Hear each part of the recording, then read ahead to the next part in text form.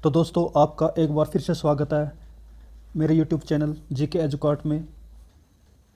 आज की वीडियो में हम कवर करेंगे कृषि के बारे में। लास्ट वीडियो में हमने कृषि का टॉपिक स्टार्ट किया था।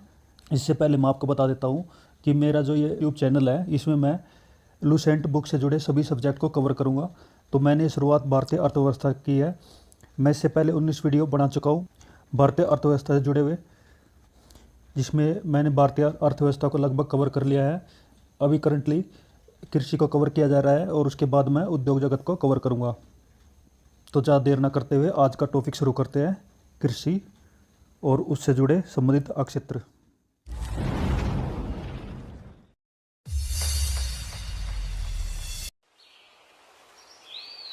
तो स्टार्ट करते हैं।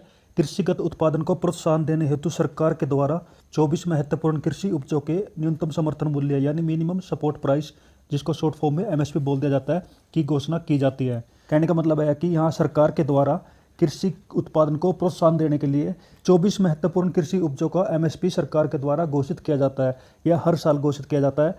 नेक्स्ट है न्यूनतम समर्थन मूल्य की संस्तुति कृषि लागत एवं मूल्य आयोग, commission for agricultural cost and prices, CACP short form में बोल दिया जाता है, के द्वारा की जाती है। एमएसपी को कौन घोषित करता है? ये घोषित करता है कृषि लागत एवं मूल्य आयोग, जिसको शॉर्ट फॉर्म में CACP बोल दिया जाता है, और इसकी फुल फॉर्म है commission for agricultural cost and prices. तो कुल मिला के भारतीय सरकार के द्वारा हर साल 24 फसलों का मूल्य यानी 24 फसलों की एमएसपी घोषित की जाती है। और ये किस एजेंसी के द्वारा की जाती है? CACP के द्वारा की जाती है, जिसको हिंदी में कृषि लागत एवं मूल्य आयोग बोला जाता है। ये इंपॉर्टेंट है। नेक्स्ट हमारा सर्वप्रथम कृषि कीमत आयोग की स्थापना 1965 में की गई थी। ये जो CACP है, इसको पहले कृषि कीमत आयोग के नाम से जाना जाता था, जिसकी स्थापना 1965 ईस्वी में की गई थी, जिसको 1985 ईस्वी में कृषि लागत व कीमती आयोग का नाम दिया गया। यानी कृषि कीमत आयोग का नाम बदल के कृषि लागत व कीमत आयोग रखा गया। कब? 1985 ईस्वी में। तो नेक्स्ट हमारा न्यूनतम समर्थन मूल्य में वर्ष 2018-19 में सर्वाधिक वृद्धि रागी के मामले में हुई, जिसे 1900 रुपये प्रति क्विंटल से बढ़ाकर 2897 रुपये प्रति क्विंटल किया गया। तो यहाँ पे रागी फसल की बात बताई गई है कि जिसका एमएसपी 2018-19 से पहले 1900 रुपये प्रति क्विंटल था, 2018-19 में उसका जो एमएसपी है 2897 रुपये प्रति क्विंटल किया गया।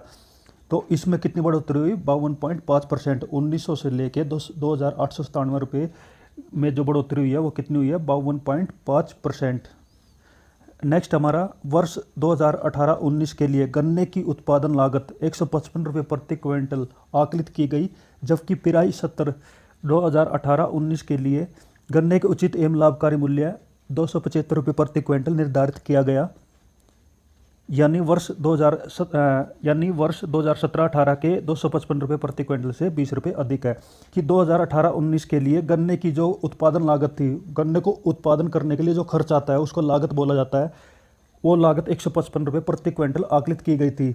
जबकि पिराई 70 2018-19 पिराई 70 होता है जब गन्ने की बुआई की जाती है, उस टाइम पे गन्ने की जो है एमएसपी तय की गई थी, जो कि 275 रुपये प्रति क्विंटल निर्धारित की गई थी, जो पिछले वर्ष 2017-18 में 255 रुपये थी। तो इसमें कुल मिला के कितनी बढ़ोतरी की गई थी? 20 रुपये की। और ये 20 रुपये बढ़ोतरी किस में हुई? गन्ने के एमएसपी प्राइस में। राइट साइड में एक टेबल दी गई है, उस टेबल में देख लेते क्या दिया हुआ है कि विपणन वर्ष 2019-20 के लिए रबी उपजों के लिए समर्थन मूल्य, यानी यहाँ रबी की कुछ फसलें दी गई है, कुछ उपज दी गई है, जिसमें उसका मिनिमम एमएसपी बताया गया है कि 2019-20 में उनका मिनिमम एमएसपी कितना तय किया गया था। फर्स्ट दिया हुआ गेहूँ का जो एमएसपी है वो 1840 रुपये प्रति क्विंटल है। वैसे ही जौ का 1440 रुपये प्रति क्विंटल, चना 4620 रुपये प्रति क्विंटल, उसके बाद है मसूर, और उसके बाद है रेपसीड सरसों और कुसुम। ये सब आप देख सकते हैं। कुसुम क्या होता है? ये एक फसल होती है, ये फूलों की एक फसल होती है जिससे वनस्पति तेल निकाला जाता है, और इसका जो एमएसपी था वो 1945 रुपये था। ये कब की बात है? ये 2019-20 की बात है। तो ये जो आंकड़े दिए गए हैं सभी पुराने आंकड़े दिए गए हैं। नेक्स्ट हमारा आ जाता है कि भारतीय मृदा का 67% हिस्सा कम जैविक कार्बन से युक्त है। सबसे पहले मैं बता देता हूँ कि खेती करने के लिए कार्बन की बहुत मात्रा में आवश्यकता होती है, लेकिन हमारे देश की ज़मीन के अंदर कार्बन बहुत ही कम मात्रा में पाया जाता है। इसलिए कार्बन की मात्रा बढ़ाने के लिए जैविक उर्वरकों के प्रयोग को बढ़ाने की ज़रूरत है। यानी ये उर्वरक यूज किए जाते हैं। उर्वरक किस लिए, जैविक उर्वरक किस लिए यूज किए जाते हैं? जैविक कार्बन की मात्रा बढ़ाने के लिए, ताकि अच्छी फसल का उत्पादन किया जा सके। नेक्स्ट हमारा, भारत में कृषि उत्पादन को दो भागों में बांटा जा सकता है, खाद्यान्न और अखाद्यान्न। खाद्यान्न क्या होता है? वे खाद्यान्न में सभी फसलें आती है जो खाने पीने के लिए यूज की जाती है, और अखाद्यान्न वे फसलें व उपज आती है जिसको खाने के अलावा दूसरी चीज़ों में हम इस्तेमाल करते हैं, जैसे कि रुई और कपास जो हम कपड़ा बनाने के लिए यूज करते हैं। इस तरह की फसलों को अखाद्यान्न फसलें बोला जाता है, और जो खाने पीने की वस्तुएं जिनसे तैयार होती है उन फसलों को खाद्यान्न फसलें बोला जाता है। इसमें अखाद्यान्नों का हिस्सा लगभग 2/3 है। अखाद्यान्न की जो फसलें है 2/3 उत्पादित की जाती है, और खाद्यान्नों का हिस्सा लगभग 1/3 है। यानी हमारे देश के अंदर जो भी कृषि उत्पादन होता है उसमें 2/3 क्या होता है? अखाद्यान्न वस्तुएं और अखाद्यान्न फसलें, और 1/3 होता है खाद्यान्न फसलें। भारत की मुख्य खाद्य फसल चावल है। भारत की सबसे प्रमुख खाद्य फसल कौन सी है? खाद्यान्न फसल कौन सी है? चावल। चावल सबसे ज़्यादा बोया जाता है। भारत विश्व में ब्राज़ील के बाद चीनी उत्पादन करने वाला दूसरा सबसे बड़ा देश है। यानी चीनी उत्पादन के मामले में अगर हम बात करते हैं तो विश्व में ब्राज़ील का प्रथम स्थान है, सेकंड नंबर पे हमारे देश भारत का नाम आता है। नेक्स्ट है, विश्व के कुल कॉफ़ी उत्पादन के 4% भाग का उत्पादन भारत में होता है, और विश्व में छठा स्थान भारत का है, और ब्राज़ील प्रथम स्थान पर है। कहने का मतलब है कि अगर कॉफ़ी उत्पादन की अगर हम बात करते हैं तो विश्व भर में, भारत के अंदर पूरे विश्व भर में जितनी कॉफ़ी का उत्पादन होता है उसका 4% भारत में उत्पादन किया जाता है। अगर भारत की अगर हम बात करते हैं तो विश्व में कॉफ़ी उत्पादन के मामले में भारत का कितना स्थान है? छठा स्थान है। भारत में कॉफ़ी के कुल उत्पादन का 56.5% कर्नाटक राज्य में होता है। अगर हम सिर्फ भारत की बात करते हैं, भारत के अंदर सबसे ज़्यादा कॉफ़ी उत्पादन किस राज्य में होता है? कर्नाटक राज्य में। और ये कितना होता है? 50% से भी ज़्यादा, यानी 56% कॉफ़ी अकेले कर्नाटक में पैदा की जाती है। भारत में गेहूं का सर्वाधिक उत्पादन उत्तर प्रदेश में होता है। दूसरे व तीसरे स्थान पर क्रमशः मध्य प्रदेश व पंजाब है। अगर गेहूं उत्पादन की बात की जाए तो प्रथम स्थान पर उत्तर प्रदेश का नाम आता है, दूसरे स्थान पर मध्य प्रदेश है, और तीसरे स्थान पर पंजाब है। अगर आप लोग दूसरा और तीसरा स्थान अगर याद नहीं रख सकते तो कम से कम आपको ये पता होना चाहिए कि कौन सी फसल किस राज्य में सबसे अधिक उगाई जाती है। इस तरह की पूरी एक टेबल अब मैं लास्ट वीडियो में कवर कर चुका हूँ। आप चाहे तो उस वीडियो में जाके देख सकते हैं। उसमें एक टेबल एक अच्छे तरीके से दी हुई है कि किस राज्य में कौन सी फसल सबसे ज़्यादा उगाई जाती है। नेक्स्ट है, चावल का सर्वाधिक उत्पादन करने वाला राज्य है पश्चिम बंगाल है। दूसरे व तीसरे स्थान पर उत्तर प्रदेश व पंजाब आता है। तो चावल के मामले में सबसे सर्वाधिक उत्पादन जो करने वाला राज्य वह कौन सा है? पश्चिम बंगाल। राष्ट्रीय कृषि बीमा योजना अक्टूबर 1999 से लागू किया गया है। कृषि बीमा योजना की शुरुआत कब हुई है? 1999 से। जिस तरह से जीवन बीमा होता है, जिस तरह से स्वास्थ्य बीमा होता है, उस तरह से कृषि बीमा भी होता है। और कृषि बीमा की शुरुआत भारत के अंदर कब से शुरू की गई थी? 1999 ईस्वी से। ये इंपॉर्टेंट है। नेक्स्ट आ जाता है भूमि सुधार। भूमि सुधार के अंतर्गत मुख्यतः 3 प्रकार के कदम उठाए गए हैं। मध्यस्थों का उन्मूलन, दूसरा है काश्तकारी सुधार, और तीसरा है कृषि का पुनर्गठन। यानी भूमि सुधार के लिए, यानी कृषि को सुधारने के लिए, किसानों की लाइफ को सुधारने के लिए 3 प्रकार के कदम भारतीय सरकार के द्वारा उठाए गए। उसमें सबसे पहले आ जाता है मध्यस्थों का उन्मूलन। मध्यस्थ क्या होते हैं? बिचौली आदमी को मध्यस्थ बोला जाता है, जो किसानों और सरकार के बीच में मध्यस्थता की भूमिका निभाता है। आज़ादी के बाद सबसे पहले मध्यस्थों का उन्मूलन किया गया। उन्मूलन मतलब इस तरह की प्रथा को खत्म किया गया। काश्तकारी सुधार, काश्तकारी क्या होता है? वे किसान होते हैं जिनकी अपनी खुद की ज़मीन होती है, जिनके पास अपनी खुद की ज़मीन होती है और उसमें वो खेती करते हैं। और तीसरा है कृषि का पुनर्गठन। इसके बारे में हम आगे पढ़ेंगे। पहली पंचवर्षीय योजना की समाप्ति तक देश में मध्यस्थों का उन्मूलन, मतलब कि छोटे छोटे क्षेत्रों को छोड़कर किया जा चुका था। कहने का मतलब है कि पहली पंचवर्षीय योजना जब लागू की गई थी, 1952 में लागू की गई थी, और यह 1957 तक रही थी। उस योजना के दौरान जितने भी मध्यस्थ थे, जितने भी देश के अंदर मध्यस्थ व्यक्ति थे, उन सब का उन्मूलन धीरे धीरे करके खत्म कर दिया गया। नेक्स्ट हमारा आ जाता है काश्तकारी सुधार के अंतर्गत मुख्यतः 3 प्रकार के उपाय किए गए।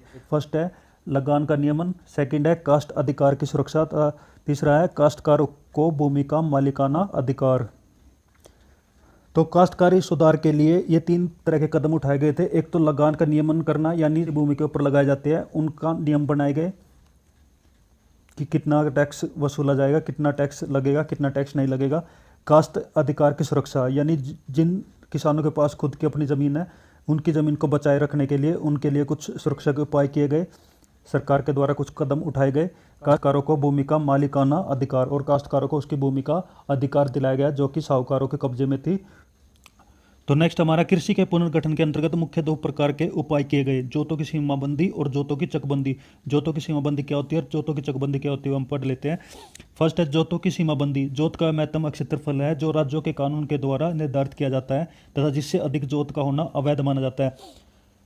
राज्य सरकार के द्वारा अपने क्षेत्र में जोतों का वह एरिया डिसाइड किया जाता है कि किसी एक व्यक्ति के पास महत्तम मतलब ज़्यादा कितना क्षेत्रफल हो सकता है, कितना खेत उसके पास हो सकता है, उसकी सीमाबंदी की जाती है राज्य सरकार के द्वारा। इसको जोतों की सीमाबंदी बोला जाता है। जोत मतलब होता है कृषि योग्य भूमि को जोत बोला जाता है। और जो ये क्षेत्र राज्य सरकार के द्वारा निर्धारित किया जाता है उससे अधिक जमीन का होना किसी भी व्यक्ति के पास उसको अवैध माना जाता है। नेक्स्ट है जोतों की चकबंदी। विभाजित व खंडित जोतों को इकट्ठा करना है। जोतों की चकबंदी का मतलब है कि जो छोटे छोटे टुकड़े हैं, खेतों के जो छोटे छोटे टुकड़े हैं उनको इकट्ठा करना है ताकि उसका सदुपयोग हो सके। नेक्स्ट आ जाता है हमारा भारत में सर्वाधिक जोतों की संख्या सीमांत प्रकार की है। भारत में जो जोतों की यानी खेतों की जो संख्या है वो सीमांत प्रकार से बांटी गई है। कैसे? 1 हेक्टेयर से कम क्षेत्रफल वाली जोत सीमांत जोत कहलाती है। यानी 1 हेक्टेयर से कम क्षेत्र की जो जोत होती है, 1 हेक्टेयर से कम क्षेत्रफल या कम एरिया के जो खेत होते हैं उनको सीमांत जोत बोला जाता है। 1 से 4 हेक्टेयर वाली जोत लघु जोत कहलाती है। लघु जोत मतलब छोटी जोत कहलाती है। और 4 हेक्टेयर से बड़ी क्षेत्रफल वाली जोत वृत्त जोत कही जाती है। यानी 4 हेक्टेयर से बड़े क्षेत्र यानी 4 हेक्टेयर से बड़े क्षेत्रफल वाले जो खेत होते हैं उनको क्या बोला जाता है? वृत्त जोत। तो इस प्रकार से जोतों को सीमांत प्रकार से बांटा गया है। फर्स्ट है 1 हेक्टेयर से कम क्षेत्रफल वाली जोत, दूसरा है 1 से 4 हेक्टेयर वाली जोत और तीसरा है 4 हेक्टेयर से बड़े क्षेत्रफल वाली जोत। भारत में सबसे पहले 1920 ईस्वी में बड़ौदा में चकबंदी लागू की गई। चकबंदी का मतलब है कि विभाजित व खंड कि छोटे छोटे जोतों को इकट्ठा करना, छोटे छोटे खेतों को इकट्ठा करना। तो ये सबसे पहले कहाँ से, इसकी शुरुआत सबसे पहले कहाँ हुई थी? बड़ौदा में। और कब हुई थी? 1920 ईस्वी में। और ये बड़ौदा कहाँ पे है? गुजरात राज्य में है। ये इंपॉर्टेंट है। हरित क्रांति का प्रारंभ तीसरी पंचवर्षीय योजना से माना जाता है। यानी ये हरित क्रांति ये बहुत इंपॉर्टेंट है जिसको इंग्लिश में ग्रीन रेवोल्यूशन बोल दिया जाता है। और इसकी शुरुआत कब हुई थी? तीसरी पंचवर्षीय योजना में। पहली पंचवर्षीय योजना 1952 से लेकर 1957 तक चली थी। दूसरी पंचवर्षीय योजना 1957 से लेकर 1962 थी। और तीसरी पंचवर्षीय योजना कब शुरू हुई? 1962 से लेकर 1967 तक। तो ये आप याद रख सकते हैं। तीसरी पंचवर्षीय योजना के दौरान हरित क्रांति का आरंभ हुआ। हरित क्रांति में क्या किया गया? हरित क्रांति में कृषि भूमि के ऊपर शोध किए गए, कृषि मृदा के ऊपर शोध किए गए, कृषि को सपोर्ट किया गया। भारतीय सरकार के द्वारा तरह तरह के कदम उठाए गए ताकि भारत के अंदर कृषि के उपज का उत्पादन बढ़ाया जा सके। और उसका क्या रिजल्ट हुआ वो हम पढ़ लेते हैं। इसका सर्वाधिक सकारात्मक प्रभाव गेहूं पर पड़ा। हरित क्रांति का सबसे ज़्यादा प्रभाव किस पर पड़ा? गेहूं की फसल पर। क्या प्रभाव पड़ा? इससे इसकी पैदावार में 500% की वृद्धि हुई। 500% ये मान सकते हैं कि 5 गुना वृद्धि हुई। नेक्स्ट है कृषि वित्त के गैर संस्थागत स्रोतों में महाजन, साहूकार, संबंधी या रिश्तेदार, व्यापारी, जमींदार और आड़तीय प्रमुख है। यदि कृषि वित्त की अगर हम बात करते हैं, जब किसानों को फसलों को उगाने के लिए जब कभी वित्त की आवश्यकता होती है यानी पैसे की जरूरत होती है तो उसको लोन लेना पड़ता है। तो उसको 2 तरह के सोर्स उसके सामने होते हैं, 2 तरह के स्रोत उसके सामने होते हैं। एक होते हैं संस्थागत स्रोत, एक होते हैं गैर संस्थागत स्रोत। संस्थागत स्रोत होते हैं जो कि जिसमें सरकार की भूमिका होती है और गैर संस्थागत स्रोत वे स्रोत होते हैं जिसमें सरकार की कोई भूमिका नहीं होती। तो इसमें वही बताया गया है कि कृषि वित्त के गैर संस्थागत स्रोतों में महाजन, साहूकार, संबंधी या रिश्तेदार, व्यापारी, जमींदार और आड़ती आते हैं जिससे किसान लोन लेते हैं जब उनको वित्त की यानी पैसों की जरूरत होती है। और सेकंड है कृषि वित्त के संस्थागत स्रोतों से सहकारी समितियां और सहकारी बैंक, व्यापारिक बैंक, क्षेत्रीय ग्रामीण बैंक जिसको आरआरबी भी बोला जाता है, सरकार आदि प्रमुख है। जब किसान को पैसे की जरूरत होती है या तो वो जाएगा गैर संस्थागत स्रोत के पास, महाजन के पास, साहूकार के पास या किसी व्यापारी जमींदार के पास जो उससे बहुत ही अधिक ब्याज दर पे पैसा वसूलते हैं। अगर वो संस्थागत स्रोत के पास जाता है जैसे सहकारी समितियाँ, सरकारी बैंक, व्यापारिक बैंक और क्षेत्रीय ग्रामीण बैंक जिनको आरआरबी भी बोला जाता है, सरकार के पास जाता है उसको कम ब्याज दर पे अच्छा लोन मिल जाता है। नेक्स्ट है सहकारी साख संगठन का आरंभ सर्वप्रथम 1904 ईस्वी में हुआ था। सहकारी साख संगठन ऐसे इंस्टीट्यूशन या संगठन होते हैं जो किसानों को कम ब्याज पर ऋण उपलब्ध कराते हैं। तो इसकी सर्वप्रथम शुरुआत कब हुई थी? 1904 ईस्वी में। प्राथमिक सहकारी समिति अल्पकालीन ऋण उपलब्ध कराती है। हरित क्रांति का प्रारंभ तीसरी पंचवर्षीय योजना से माना जाता है। हरित क्रांति की जो शुरुआत हुई थी वो तीसरी पंचवर्षीय योजना में हुई थी। तीसरी पंचवर्षीय योजना 1962 से लेकर 1967 तक रही थी। पहली पंचवर्षीय योजना 1952 से स्टार्ट हुई थी जो कि 1957 तक रही थी। दूसरी पंचवर्षीय योजना 1957 से शुरू होकर 1962 तक रही थी और तीसरी पंचवर्षीय योजना 1962 से लेकर 1967 तक रही थी। इसी दौरान हरित क्रांति का प्रारंभ हुआ। हरित क्रांति में क्या किया गया? हरित क्रांति में कृषि के ऊपर ज़्यादा जोर दिया गया। कृषि के लिए शोध किए गए ताकि कृषि के लिए मिट्टी को उपयुक्त बनाया जा सके, मिट्टी की क्षमता इस प्रकार से बढ़ाई जा सके ताकि कम क्षेत्र में ज़्यादा कृषि की पैदावार हो। तो इस तरह के एक्सपेरिमेंट, इस तरह के शोध भारत के द्वारा किए गए तीसरी पंचवर्षीय योजना के दौरान, जो सक्सेसफुल भी रहे। नेक्स्ट है, इसका सर्वाधिक सकारात्मक प्रभाव गेहूं पर पड़ा जिसकी पैदावार में 500% की वृद्धि हुई। तो जो हरित क्रांति का जो सबसे ज़्यादा जो प्रभाव है वो किस पे पड़ा? गेहूं पर। और गेहूं में कितनी बढ़ोतरी हुई? लगभग 5 गुना यानी 500% की वृद्धि हुई। कृषि वित्त के गैर संस्थागत स्रोतों में महाजन, साहूकार, संबंधी या रिश्तेदार, व्यापारी, जमींदार और आड़तिए प्रमुख है। कृषि वित्त के लिए दो तरह के स्रोत है, दो तरह के सोर्स है, गैर संस्थागत स्रोत और संस्थागत स्रोत। जब भी किसानों को ऋण की आवश्यकता होती है, पैसों की ज़रूरत होती है, दो प्रकार से प्राप्त कर सकते हैं। एक गैर संस्थागत स्रोत से, जिसमें महाजन आ जाते हैं, साहूकार, संबंधी या रिश्तेदार आ जाते हैं, व्यापारी और जमींदार और आड़ती आते हैं। ये जो गैर संस्थागत स्रोत है, ये जो है मनमाने ढंग से ब्याज वसूलते हैं, बहुत ज़्यादा ब्याज वसूलते हैं, जिससे किसान जो है कर्ज के नीचे डूब जाता है। तो इन सबको देखते हुए सरकार ने मध्यस्थता उन्मूलन का अभियान चलाया था सके ताकि किसानों पर अतिरिक्त ब्याज का बोझ न पड़ सके। इसको हुए ही भारतीय सरकार ने संस्थागत स्रोत की स्थापना की, वो हम पढ़ लेते हैं। कृषि वित्त के संस्थागत स्रोतों में सहकारी समिति और सहकारी बैंक, व्यापारिक बैंक, क्षेत्रीय ग्रामीण बैंक, सरकार आदि प्रमुख है। अगर हम संस्थागत स्रोत की बात करते हैं जो सरकार के अंडर में कार्य करते हैं, उनमें सहकारी समिति आ जाती है जो लगभग गांव-गांव में होती है, सहकारी बैंक आ जाते हैं, व्यापारिक बैंक आ जाते हैं जो कमर्शियल बैंक होते हैं, क्षेत्रीय ग्रामीण बैंक आ जाते हैं जिनको हम आरआरबी बोलते हैं, और सरकार आदि प्रमुख है। तो इन जगह से, इन स्रोत से किसान जो है कम ब्याज पर ऋण यानी कि लोन प्राप्त कर सकते हैं। और साथ के साथ जो गैर संस्थागत स्रोत दिए गए हैं, संस्थागत स्रोत जो दिए गए हैं, और जो जितने भी प्रकार के यहाँ पे जो बैंक बताए गए हैं, बैंक कितने टाइप के होते हैं, बैंक के क्या कार्य होते हैं, बैंक की शुरुआत कैसे होती है, बैंक का इतिहास क्या है, ये सब मैं अपने पहले कवर कर चुका हूँ, जिसके लिए आप मेरे वीडियो नंबर 12 में जाके देख सकते हैं। उसका लिंक मैं डिस्क्रिप्शन में दे दूंगा, आप जाके उस पर क्लिक करके देख सकते हैं। उसमें बहुत अच्छे से ये सब बताया गया है। नेक्स्ट हमारा सहकारी साख संगठन का प्रारंभ सर्वप्रथम 1904 ईस्वी में हुआ था। सहकारी साख संगठन ऐसी समिति होती है जो कम ब्याज दर पर किसानों को ऋण उपलब्ध कराती है। नेक्स्ट है, प्राथमिक सहकारी समिति अल्पकालीन ऋण उपलब्ध कराती है। अल्पकालीन ऋण मतलब कम समय के लिए ऋण यानी लोन उपलब्ध कराती है प्राथमिक सहकारी समितियाँ। राज्य सहकारी कृषि और ग्रामीण विकास बैंक दीर्घकालीन ऋण उपलब्ध कराती है। लंबे समय के लिए ऋण कौन उपलब्ध कराती है? राज्य सहकारी कृषि व ग्रामीण विकास बैंक, जिसको नाबार्ड बोला जाता है। नेक्स्ट आ जाता है कृषि उत्पाद बोर्ड। कृषि उत्पाद बोर्ड, यहाँ पे बोर्ड की एक लिस्ट दी गई है जो ये बोर्ड जो है सरकार के द्वारा गठित किए गए हैं, तो हम कवर कर लेते हैं। सबसे पहले आ जाता है कॉफ़ी बोर्ड। कॉफ़ी बोर्ड कहाँ पे? बेंगलुरु में। बेंगलुरु कहाँ पे? कर्नाटक में। और ये किस अधिनियम और किस एक्ट के द्वारा इसको लागू किया गया था? कॉफ़ी अधिनियम 1942 की धारा 4K के तहत। नेक्स्ट आ जाता है रबड़ बोर्ड। रबड़ बोर्ड कहाँ पे है? कोट्टायम में। कोट्टायम कहाँ पे है? ये केरला में। और ये किस अधिनियम के तहत इसको लागू किया गया था? रबर अधिनियम केरल 1947 के द्वारा। नेक्स्ट आ जाता है चाय बोर्ड, जिसका मुख्यालय कोलकाता में है, और ये चाय अधिनियम 1953 के तहत लागू किया गया। नेक्स्ट आ जाता है तम्बाकू बोर्ड, जो कहाँ पर स्थित है? गुंटूर में। तम्बाकू अधिनियम आंध्र प्रदेश 1975 के तहत इसको लागू किया गया है। नेक्स्ट आ जाता है मसाला बोर्ड, जो मसाले से संबंधित है, और मसाले सबसे ज़्यादा कहाँ उगाए जाते हैं? केरला में। और इसका बोर्ड कहाँ पे है? बोर्ड का जो ऑफिस है वो कहाँ पे है? कोच्चि में। और ये मसाला अधिनियम 1986 के तहत इसको लागू किया गया था। नेक्स्ट आ जाता है राष्ट्रीय मांस और पोल्ट्री प्रसंस्करण बोर्ड, जो कहाँ पे है? दिल्ली में। 26 दिसंबर 2008 को इसको लागू किया गया था। भारतीय अंगूर प्रसंस्करण बोर्ड, ये कहाँ पे? पुणे। पुणे कहाँ पे? महाराष्ट्र में।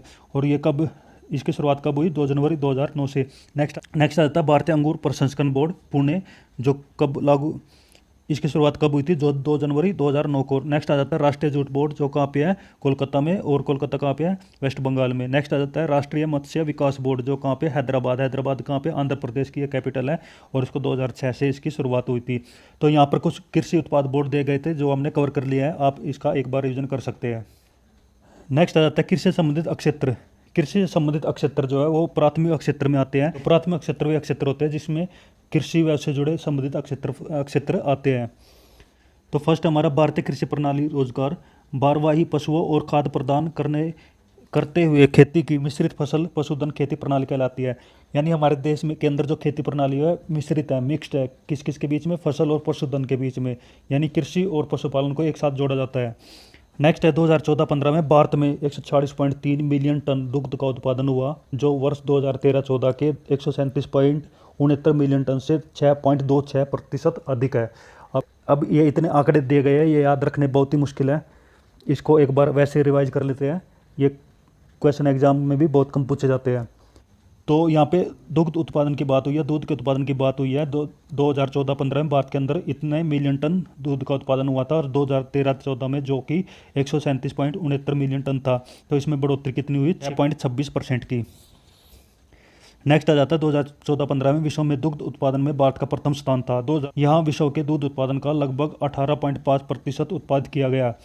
विश्व में जो दूध का उत्पादन होता है उसका लगभग 18.5% भाग दूध उत्पादन देश के अंदर, भारत देश के अंदर किया गया। कब? 2014-15 में। ये एफओए के अनुसार 2014 में विश्व में 789 मिलियन टन दुग्ध का उत्पादन हुआ, जो कि वर्ष 2013 के 765 मिलियन टन से 3.1% अधिक है। ये विश्व का आंकड़ा दिया गया है, और ये एफओए क्या है? एक वर्ल्ड लेवल एजेंसी है जिसको फूड एंड एग्रीकल्चरल ऑर्गेनाइजेशन बोला जाता है, जिसका हेडक्वार्टर शायद जिनेवा में है। आप इसको देख सकते हैं गूगल सर्च करके। तो एफएओ के अनुसार 2014 में विश्व भर में दूध का उत्पादन कितना हुआ था? 789 मिलियन टन, जो कि 2013 के कंपैरिजन में 3.1% अधिक था। ये कुछ खास इंपॉर्टेंट नहीं है, ये सिर्फ जस्ट आंकड़े दिए हुए हैं।